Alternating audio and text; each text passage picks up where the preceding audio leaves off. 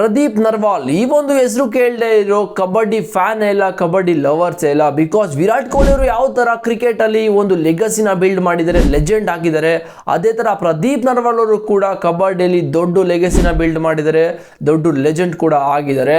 But 2025 pro kabaddi action ಅಲ್ಲಿ ಏನಕ್ಕೆ ಇವರು ಅನ್ಸೋಲ್ಡ್ ಆದ್ರು ಅಂತ ನಮ್ಮ ಬೆಂಗಳೂರು ಬುಲ್ಸ್ ನ್ಯೂ ಕೋಚ್ ಆದ BC ರಮೇಶ್ ಅವರು ಬಿಹೈಂಡ್ ದ ಸ್ಟೋರಿನ ಇವಾಗ ಎಕ್ಸ್ಪ್ಲೈನ್ ಮಾಡಿದ್ದಾರೆ.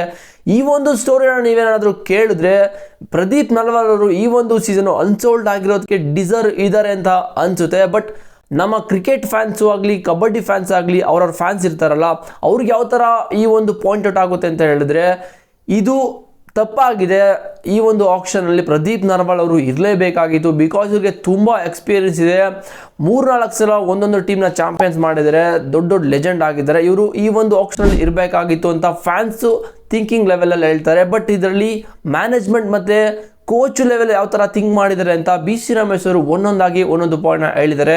ಈ ಒಂದು ವಿಡಿಯೋದಲ್ಲಿ ನಿಮಗೆ ಪ್ರದೀಪ್ ನರ್ವಾಲ್ ಅವರು ಏನಕ್ಕೆ ಅನ್ಸೋಲ್ಡ್ ಆದರು ಅಂತ ಕಂಪ್ಲೀಟ್ ಆಗಿ ಎಕ್ಸ್ಪ್ಲೈನ್ ಮಾಡ್ತೀನಿ. ಬಟ್ ಈ ಒಂದು ಸ್ಟೋರಿಯನ್ನು ನೀವೆಲ್ಲೂ ಕೂಡ ಕೇಳಿರಲ್ಲ. ಬಿಕಾಸ್ BC ರಮೇಶ್ ಅವರು ಒಂದು ಯೂಟ್ಯೂಬ್ ಚಾನಲಲ್ಲಿ ಇಂಟರ್ವ್ಯೂ ತಗೊಂಡಾಗ ಈ ಒಂದು ಕಂಪ್ಲೀಟ್ ಆಗಿ ಒಬ್ಬ ಪ್ಲೇಯರು ಯಾವ ಥರ ಸೋಲ್ಡ್ ಆಗ್ತಾರೆ, ಏನಕ್ಕೆ ಅನ್ಸೋಲ್ಡ್ ಆಗ್ತಾರೆ, ಏನಕ್ಕೆ ಎಕ್ಸ್ಪೀರಿಯನ್ಸ್ ಇರೋ ಪ್ಲೇಯರ್ನ ಪಿಕ್ ಮಾಡಲ್ಲ, ಯಂಗ್ ಪ್ಲೇಯರ್ಸ್ನ ಏನಕ್ಕೆ ಪಿಕ್ ಮಾಡ್ತಾರೆ ಅಂತ ಕಂಪ್ಲೀಟ್ ಆಗಿ ಹೇಳ್ಕೊಂಡಿದ್ದಾರೆ. ಚಾನಲ್ಗೆ ಸಬ್ಸ್ಕ್ರೈಬ್ ಮಾಡಿದ್ರೆ ಮಾಡ್ಕೊಳ್ಳಿ, ಡಿಸ್ಕ್ರಿಪ್ಷನಲ್ಲಿ ಟೆಲಿಗ್ರಾಮ್ ಲಿಂಕ್ ಇದೆ, ಹೋಗಿ ಜಾಯ್ನ್ ಆಗಿ. ಹಾಗಿದ್ರೆ ಫಸ್ಟು ಪಾಯಿಂಟು, ಕಬಡ್ಡಿಯಲ್ಲಾಗಲಿ ಬೇರೆ ಯಾವುದೇ ಸ್ಪೋರ್ಟ್ಸಲ್ಲಾಗಲಿ ಒಬ್ಬ ಪ್ಲೇಯರು 18 ವರ್ಷದಿಂದ 22 ವರ್ಷದೊಳಗೆ ಒಂದು ಒಳ್ಳೆ ಪೀಕಲ್ಲಿ ಇರ್ತಾನೆ, ತುಂಬ ಎನರ್ಜಿ ಇರುತ್ತೆ. ಆ ಒಂದು ಎನರ್ಜಿಲಿ ಯಾವ ಥರ ಒಂದು ಟೀಮ್ನು ಅವನ್ನ ಪಿಕ್ ಮಾಡಿ ಯಾವ ಥರ ಟ್ರೈನ್ ಮಾಡ್ತಾರೆ, ಆ ಒಂದು ಟ್ರೈನ್ ಮಾಡಿ ಅವನಿಗೆ ಯಾವ ಥರ ಚಾನ್ಸ್ ಕೊಡ್ತಾರೆ, ಅದ್ರ ಮೇಲೆ ಒಬ್ಬ ಪ್ಲೇಯರು ತುಂಬ ಪೀಕ್ ಲೆವೆಲ್ಗೆ ಹೋಗ್ತಾನೆ, ಒಳ್ಳೆ ಹೆಸರು ಮಾಡ್ತಾನೆ. ಅದೇ ಥರ ಬೆಂಗಳೂರು ಬುಲ್ಸ್ಗೆ ಪ್ರದೀಪ್ ನರ್ವಾಲ್ ಅವರು 2ನೇ ಸೀಸನ್ ಇಲ್ಲ 3ನೇ ಸೀಸನ್ನೇನೋ ಬರ್ತಾರೆ. ಬಟ್ ಆ 2 ಸೀಸನಲ್ಲಿ ಪ್ರದೀಪ್ ನರ್ವಾಲ್ ಅವ್ರಿಗೆ ಚಾನ್ಸ್ ಸಿಗಲ್ಲ. ಸೊ ಆ ಒಂದು ಟೈಮಲ್ಲಿ ಪ್ರದೀಪ್ ನರ್ವಾಲ್ ಅವರು ಬೆಂಗಳೂರು ಬುಲ್ಸ್ನ ಬಿಟ್ಟು ಬೇರೆ ಕಡೆ ಹೋಗಿ ಅವರು ಟ್ಯಾಲೆಂಟ್ ಏನು, ಅವ್ರದ್ದು ಡಿಸರ್ವ್ ಯಾವ ಥರ ಇದ್ದಾರೆ ಎಲ್ಲನೂ ಕೂಡ ಪ್ರೂವ್ ಮಾಡಿಕೊಂಡು ಬರ್ತಾರೆ. ಅಲ್ಲಿಂದ ಪ್ರದೀಪ್ ನರ್ವಾಲ್ ಅವ್ರ ಜರ್ನಿ ಕೂಡ ಕಂಟಿನ್ಯೂ ಆಗುತ್ತೆ. ಅಲ್ಲಿಂದ ದೊಡ್ಡ ಲೆಜೆಂಡು, ಒಂದು ಲೆಗಸಿನ ಬಿಲ್ಡ್ ಮಾಡಿ 3 ಸಲ ಒಂದೇ ಟೀಮ್ನ ಚಾಂಪಿಯನ್ಸ್ ಮಾಡ್ತಾರೆ, ಅದೇ ಪಟ್ನಾ ಪೈರೇಟ್ಸ್ ಅವ್ರನ್ನ. ಮತ್ತು 2ನೇ ಪಾಯಿಂಟು, ಒಬ್ಬ ಪ್ಲೇಯರ್ ಅಂತ ಹೇಳಿದ್ಮೇಲೆ ಒಂದು ಟೀಮ್ನ ಗೆಲ್ಸಕ್ಕೆ ನೋಡ್ತಾನೆ, ಬಟ್ ಅವ್ನು ಯಾವತ್ತು ಸೋಲ್ಸ್ಬೇಕು ಅಂತ ನೋಡಲ್ಲ. ಬಟ್ ಇಲ್ಲಿ ಪ್ರದೀಪ್ ನರ್ವಾಲ್ ಅವರು ಲಾಸ್ಟ್ 3 ಸೀಸನ್ನಿಂದ ನೋಡ್ಕೊಂಡು ಬಂದರೆ ಒಂದು ಟೀಮ್ನು ಕೂಡ ಅವರು ಚಾಂಪಿಯನ್ಸ್ ಮಾಡೋಕ್ಕಾಗ್ತಿಲ್ಲ, ಮತ್ತು ಗೆಲುವಿನ ಮೆಟ್ಲು ಕೂಡ ಹತ್ತಿಸೋಕ್ಕಾಗ್ತಾ ಇಲ್ಲ. ಅದಕ್ಕೋಸ್ಕರ ಈ ಒಂದು ಸೀಸನ್ ಅವರು ಅನ್ಸೋಲ್ಡ್ ಆದರು ಅಂತ ಹೇಳಿದ್ರು. ಲಾಸ್ಟ್ ಸೀಸನ್ ಯಾವ ಥರ ಬೆಂಗಳೂರು ಬುಲ್ಸ್ ಇವ್ರಿಗೆ ಪಿಕ್ ಮಾಡಿದ್ರು ಕೂಡ ಬೇರೆ ಎಲ್ಲ ಟೀಮು ಕೂಡ ಇವ್ರನ್ನ ಚಾಂಪಿಯನ್ಸ್ ಮಾಡಿರೋ ನೋಡಿದ್ದಾರೆ, ಇವ್ರ ಪರ್ಫಾರ್ಮೆನ್ಸ್ ನೋಡಿದ್ದಾರೆ, ಯಾರು ಕೂಡ ಪಿಕ್ ಮಾಡಿಲ್ಲ. ಬೆಂಗಳೂರು ಬುಲ್ಸ್ ಇವ್ರನ್ನ ಪಿಕ್ ಮಾಡಿದ್ಮೇಲೆ ಇವ್ರು ಏನು ಮಾಡಬೇಕಿತ್ತು, ಒಂದು ಚಾಂಪಿಯನ್ಸ್ ಆಗಿ ಬೆಂಗಳೂರು ಬುಲ್ಸ್ನ ಮುಂದೆ ತಗೊಂಡು ಹೋಗಬೇಕಾಗಿತ್ತು. ಬಟ್ ಇವ್ರ ಕೈಲಿ ಅದು ಆಗಲಿಲ್ಲ. ಅದಕ್ಕೋಸ್ಕರ ಈ ಒಂದು ಸೀಸನ್ ಅವರು ಅನ್ಸೋಲ್ಡ್ ಆದರು ಅಂತ ಹೇಳಿದ್ರು. 3ನೇ ಪಾಯಿಂಟು, ಪ್ರದೀಪ್ ನರ್ವಾಲ್ ಅವರು ಪೀಕ್ ಟೈಮಲ್ಲಿ ಇವರು ಒಳ್ಳೆ ಪರ್ಫಾರ್ಮೆನ್ಸ್ ಮಾಡ್ತಾ ಇದ್ರು. ಪಟ್ನಾ ಪೈರೇಟ್ಸ್ 3 ಸಲ ಚಾಂಪಿಯನ್ಸ್ ಮಾಡಿದ್ರು. ಆ ಒಂದು ಟೈಮಲ್ಲಿ ಇವರು ಸಖತ್ತು ಪೀಕಲ್ಲಿದ್ದರು. ಆಡಿದ್ದು ಎಲ್ಲ ಸೀಸನ್ನು ಕೂಡ ಒಳ್ಳೊಳ್ಳೆ ಪಾಯಿಂಟ್ನ ತಗೋತಾ ಇದ್ರು, ರೈಡಿಂಗ್ ಪಾಯಿಂಟ್ನ ತಗೋತಾ ಇದ್ರು. ಆ ಒಂದು ಟೈಮಲ್ಲಿ ತುಂಬ ನೇಮ್ನ ಮಾಡಿದ್ರು. ಬರ್ತಾ ಬರ್ತಾ ಇವ್ರದ್ದು ಡೌನ್ ಫಾಲ್ ಆಗ್ತಾ ಬಂತು ಪರ್ಫಾರ್ಮೆನ್ಸು. ಅದಾದಮೇಲೆ ಇವ್ರನ್ನ ತುಂಬ ಕೋಚ್ಗಳು, ತುಂಬ ಟೀಮ್ಗಳು ಇವ್ರನ್ನ ಇಗ್ನೋರ್ ಮಾಡೋಕ್ಕೆ ಸ್ಟಾರ್ಟ್ ಮಾಡಿದ್ರು. ಯಾವುದೇ ಟೀಮು ಕೂಡ ಇವರಿಗೆ ಬಗ್ಗೆ ತಲೆ ಕೆಡ್ಸ್ಕೊಳಕ್ಕೆ ಹೋಗಿಲ್ಲ, ಮತ್ತು ಯಂಗ್ ಪ್ಲೇಯರ್ಸ್ ಬಗ್ಗೆ ತಲೆ ಕೆಡ್ಸ್ಕೊಳಕ್ಕೆ ಹೋದ್ರು. ಅದಾದ್ಮೇಲೆ ಇವ್ರನ್ನ ಕೈ ಬಿಟ್ರು ಅಂತ ಕೂಡ ಹೇಳ್ಕೊಂಡ್ರು. 4ನೇ ಪಾಯಿಂಟು, ಪ್ರದೀಪ್ ನರ್ವಾಲ್ಗೂ ಮತ್ತು ಪವನ್ ಶರಾವತ್ ಅವರು ಕಂಪೇರ್ ಮಾಡಿದ್ದಾರೆ. ಜಾಸ್ತಿ ಕಂಪೇರ್ ಮಾಡಿಲ್ಲ, ಜಸ್ಟ್ ಸಿಂಪಲ್ ಆಗಿ ಹೇಳಿದ್ದಾರೆ.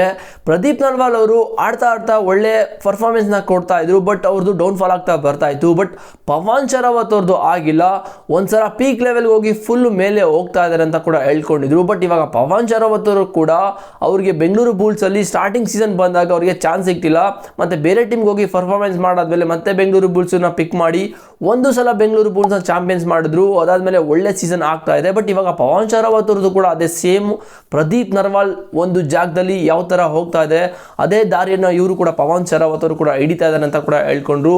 ಅದಕ್ಕೋಸ್ಕರ ಈ ಒಂದು ಸೀಸನ್ನು ಪ್ರದೀಪ್ ನರ್ವಾಲ್ ಮತ್ತು ಪವನ್ ಶರಾವತ್ ಅವರಿಗೆ ಬೆಂಗಳೂರು ಬುಲ್ಸ್ ನ್ಯೂ ಕೋಚ್ ಆದ ಆಕ್ಷನಲ್ಲಿ ಕೂಡ ಇಬ್ಬರಿಗೂ ಕೂಡ ಹೋಗಿಲ್ಲ ಅಂತ ಕೂಡ ಹೇಳ್ಕೊಂಡಿದ್ದಾರೆ. 5ನೇ ಪಾಯಿಂಟು, ಈ ಒಂದು ಸೀಸನು ಬೆಂಗಳೂರು ಬುಲ್ಸು ಏನಕ್ಕೆ ಎಕ್ಸ್ಪೀರಿಯನ್ಸ್ ಇರೋ ಪ್ಲೇಯರ್ನ ಬೈ ಮಾಡಿಲ್ಲ ಅಂತ BC ರಮೇಶ್ ಅವರು ಒಂದು ಬ್ರೀಫಾಗಿ ಎಕ್ಸ್ಪ್ಲೇನ್ ಮಾಡಿದ್ದಾರೆ. ಈ ಒಂದು ಎಕ್ಸ್ಪ್ಲನೇಷನಲ್ಲಿ ಯಾವಾಗಲೂ ಕೂಡ ಒಬ್ಬ ಪ್ಲೇಯರು ಮೋರ್ ಎಕ್ಸ್ಪೀರಿಯನ್ಸ್ ಇರೋ ಪ್ಲೇಯರ್ ಇದ್ದಾರೆ ಅಂತ ಹೇಳಿದ್ರೆ ಅವನು ಯಾವಾಗಲೂ ಎವ್ರಿ ಸೀಸನ್ನು ಟೀಮ್ನ ಗೆಲ್ಲಿಸಿ ಚಾಂಪಿಯನ್ಸ್ ಮಾಡೋಕ್ಕೆ ಮುಂದೆ ಹೋಗ್ತಿರ್ತಾನೆ. ಬಟ್ ಯಾವಾಗ ಅವನ ಕೈಲಿ ಅದು ಆಗ್ತಿಲ್ಲ ಅಂತ ಹೇಳಿದ್ರೆ ಅವ್ರನ್ನ ಯಾವ ಟೀಮು ಕೂಡ ಪಿಕ್ ಮಾಡಲ್ಲ, ಅದು ಎಲ್ರಿಗೂ ಗೊತ್ತಿರೋದೆ. ಅದಕ್ಕೋಸ್ಕರ BC ರಮೇಶ್ ಅವರು ಈ ಒಂದು ಸೀಸನ್ ಯಂಗ್ ಟೀಮ್ನ ಮಾಡಿದರೆ ಯಾರು 18 ವರ್ಷದಿಂದ 22 ವರ್ಷ ಒಳಗಡೆ ಇದ್ದಾರೆ ಅಂಥ ಪ್ಲೇಯರ್ಸ್ನ ಜಾಸ್ತಿ ಪಿಕ್ ಮಾಡಿದರೆ ಅವ್ರನ್ನ ನಾವೇನಾದರೂ ಪ್ರಾಪರಾಗಿ ಟ್ರೈನ್ ಮಾಡಿದ್ರೆ, ಪ್ರಾಪರಾಗಿ ಅವ್ರಿಗೆ ಟ್ರೈನಿಂಗ್ ಕೊಟ್ಟು ಒಳ್ಳೊಳ್ಳೆ ಟೆಕ್ನಿಕ್ಟು ಮತ್ತು ಅದ್ರ ಮೇಲೆಲ್ಲ ವರ್ಕ್ ಮಾಡಿದ್ರೆ ಪಕ್ಕ ಇವರು ತುಂಬ ಲಾಂಗ್ ಟರ್ಮ್ಗೆ ಬರ್ತಾರೆ. ಅದಾದಮೇಲೆ ನಮ್ಮ ಬೆಂಗಳೂರು ಬುಲ್ಸು ಇಲ್ಲ ಬೇರೆ ಟೀಮ್ ಯಾರು ಬೇಕಿರೋ ತಗೊಂಡು ಇವ್ರನ್ನ ಯೂಸ್ ಮಾಡ್ಕೋಬೋದು ಅಂತ ಹೇಳ್ಕೊಂಡಿದ್ದಾರೆ. ಮತ್ತು ಎಕ್ಸ್ಪೀರಿಯನ್ಸ್ ಇರೋ ಪ್ಲೇಯರು ಮತ್ತು ತುಂಬ ವರ್ಷಗಳಿಂದ ಆಡಿರೋ ಪ್ಲೇಯರ್ನ ಏನಕ್ಕೆ ಪಿಕ್ ಮಾಡಲ್ಲ ಆಪ್ಷನಲ್ಲಿ ಎಲ್ಲ ಟೀಮು ಅಂತ ಹೇಳಿದ್ದಾರೆ. ಒಬ್ಬ ಪ್ಲೇಯರು ತುಂಬ ವರ್ಷಗಳಿಂದ ಆಡ್ಕೊಂಡು ಬರ್ತಾ ಇದ್ದಾರೆ, ಅವ್ರಿಗೆ ಏನಾಗುತ್ತೆ ಅಂತ ಹೇಳಿದ್ರೆ ಎಲ್ಲ ಟೀಮ್ಗಳು ಕೂಡ ಅನಲೈಸ್ ಮಾಡ್ತಾರೆ, ಇವ್ರದ್ದು ವೀಕ್ನೆಸ್ ಏನು ಸ್ಟ್ರೆಂತ್ ಏನು ಅಂತ ಹೇಳಿ ಅನಲೈಸ್ ಮಾಡ್ತಾ ಇವ್ರಿಗೆ ಗೊತ್ತಾಗ್ಬಿಡುತ್ತೆ, ಎಲ್ಲ ಟೀಮ್ಗೂ ಗೊತ್ತಾಗ್ಬಿಡುತ್ತೆ.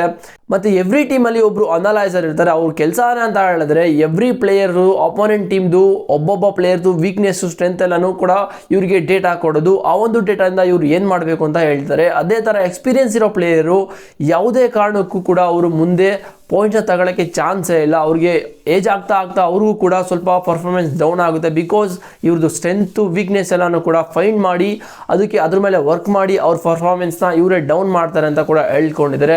ಇದು BC ರಮೇಶ್ ಅವರು ಪ್ರದೀಪ್ ನರ್ವಾಲ್ ಅವರು ಏನಕ್ಕೆ ಅನ್ಸೋಲ್ಡ್ ಆದರೂ ಈ ಒಂದು ಸೀಸನ್ ಅಂತ ಪ್ರಾಪರ್ ಆಗಿ ರೀಸನ್ ಆಗಿ ಕೊಟ್ಟಿದ್ದಾರೆ. ನಮ್ಮ ಫ್ಯಾನ್ಸ್ ಒಂದು ಮೆಂಟಾಲಿಟಿ ನೋಡೋದಾದರೆ ಪ್ರದೀಪ್ ನರ್ವಾಲ್ ಅವರು ಈ ಒಂದು ಸೀಸನ್ ಆಡಬೇಕಾಗಿತ್ತು, ಇನ್ನು ತುಂಬ ಸೀಸನ್ ಆಡಬೇಕಾಗಿತ್ತು ಅಂತ ಅನಿಸುತ್ತೆ. ಬಿಕಾಸ್ ಇಲ್ಲಿ ಕೋಚು ಮತ್ತು ಮ್ಯಾನೇಜ್ಮೆಂಟು ಎಲ್ಲರೂ ಅವ್ರ ಕಡೆಯಿಂದ ನೋಡೋದಾದರೆ ಪ್ರದೀಪ್ ನರ್ವಾಲ್ ಅವರು ಅನ್ಸೋಲ್ಡ್ ಆಗಿರೋದು ಡಿಸರ್ವ್ ಅಂತ ಅವರಿಗೆ ಅನಿಸುತ್ತೆ.